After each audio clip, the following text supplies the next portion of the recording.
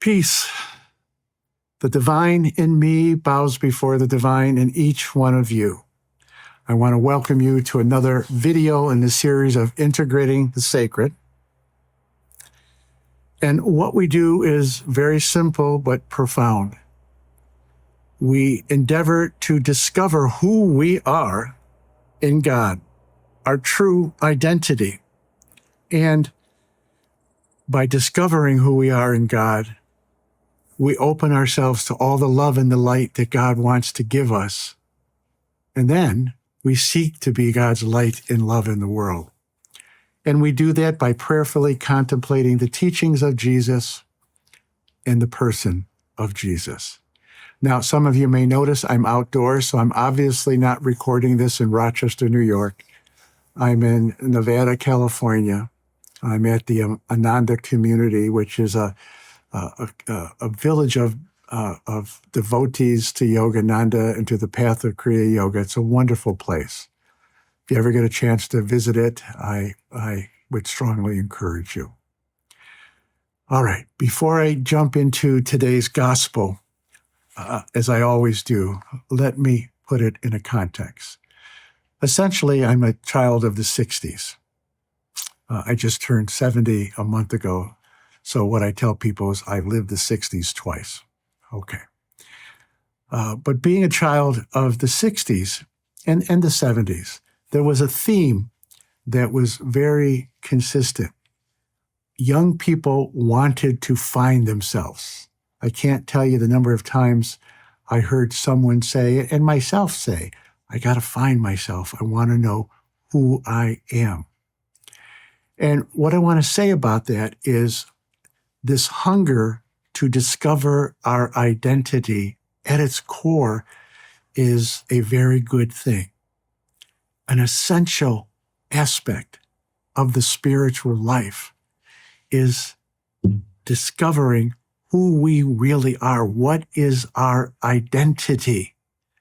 And once we really discover who we are, it opens us up to who God is, because our identity is inseparable from the identity of God. There was a prayer that Francis of Assisi often prayed, sometimes all night long, a kind of prayer mantra. Who are you, Lord?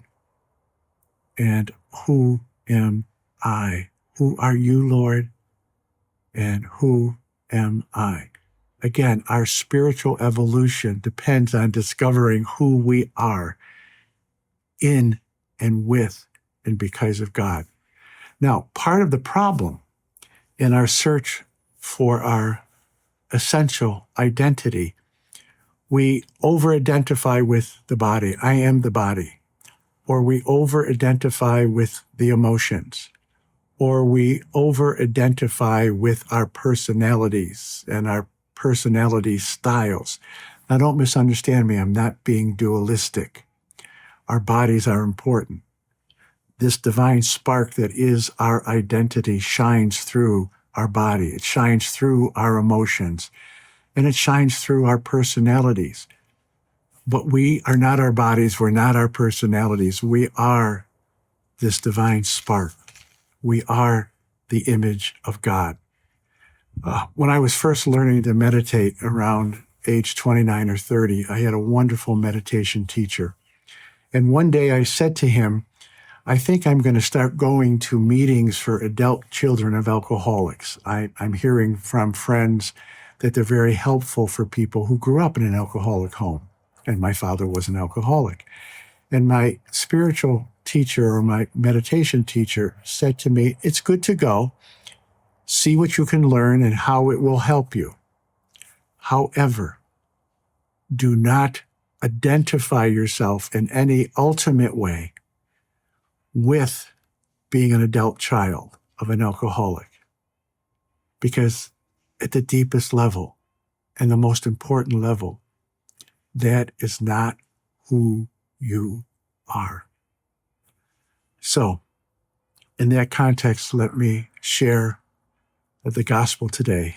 It's from Jesus' Sermon on the Mount. And what Jesus is telling his disciples and you and me, he's revealing who we really are.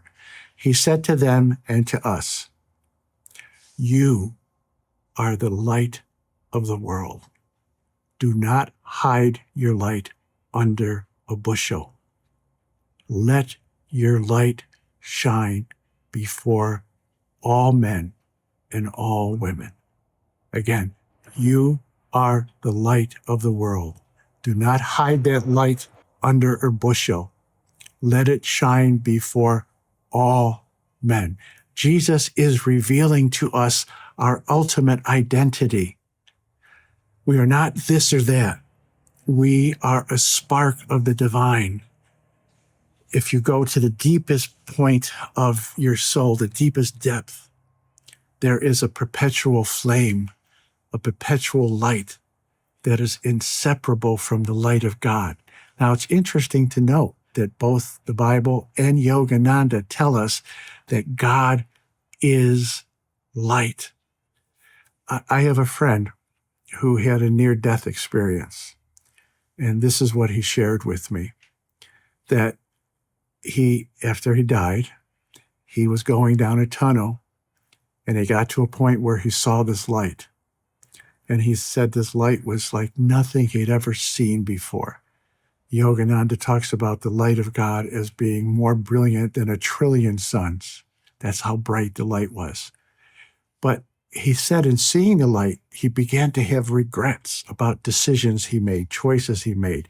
And he kept on saying, "I'm sorry." And then he said a voice came from the light. And I believe that voice was the voice of Christ. And that voice said to him, "You don't need to apologize. You have always been loved. You have always been loved." And then he said he went into the light and experienced the most blissful life beyond anything that words can describe. He experienced the most blissful love beyond anything that he had experienced. And then he was sent back. Let me put this in the context of our own life so that we can relate to it. In terms of this light, because whether we know it or not, this light has been manifesting in us. We don't always recognize it. Your hunger for God is an expression of that light. Your love for God is an expression of that light. Every time you selflessly served another person, helped another person, that was that light manifesting. Every time you had an inspired thought that illumined something about your life, your path, that added meaning to your life, that was that light and love of God manifesting, bubbling up from the depths of your soul into your consciousness. This is my point.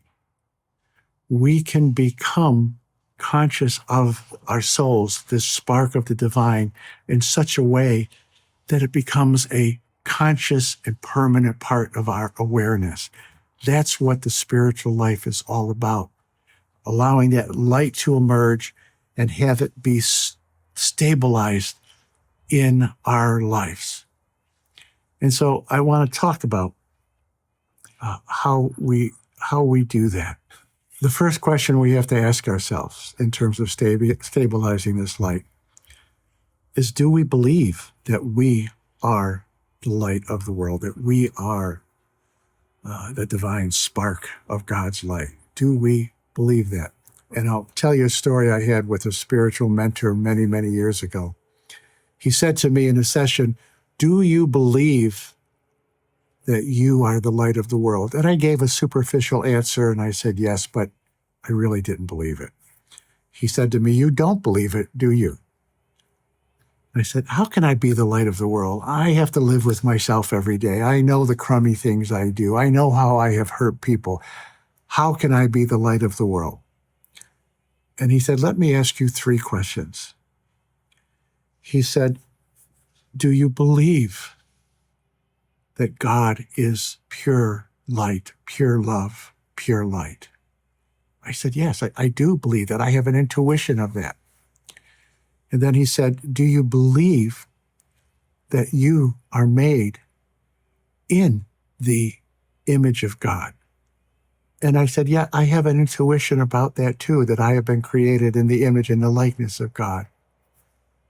And then he said, so is it a big stretch to choose to believe that you are the light of the world? And there was something in that moment that opened up.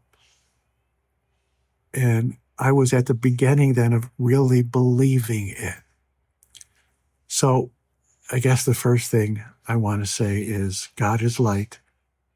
You've been made in God's image and likeness. Therefore, at your deepest level, you must be light.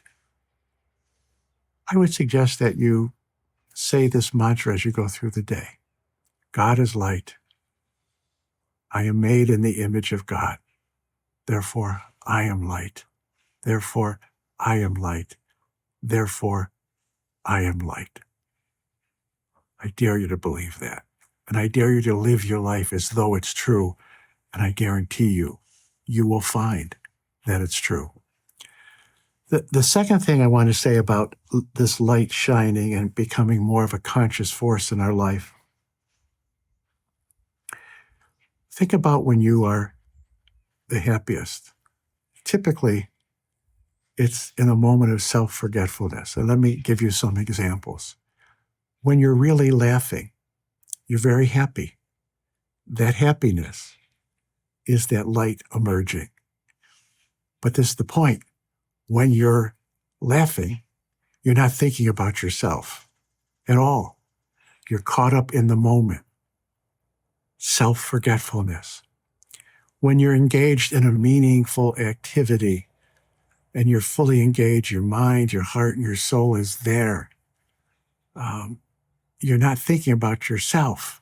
And in those moments, we are happy. That light is emerging. And we find that we're guided. We find that we receive the right information when we need it, the right insight, the right help, the right grace. So self-forgetfulness. When we're loving other people selflessly, we're not thinking about ourselves. And those are among the richest moments of our lives.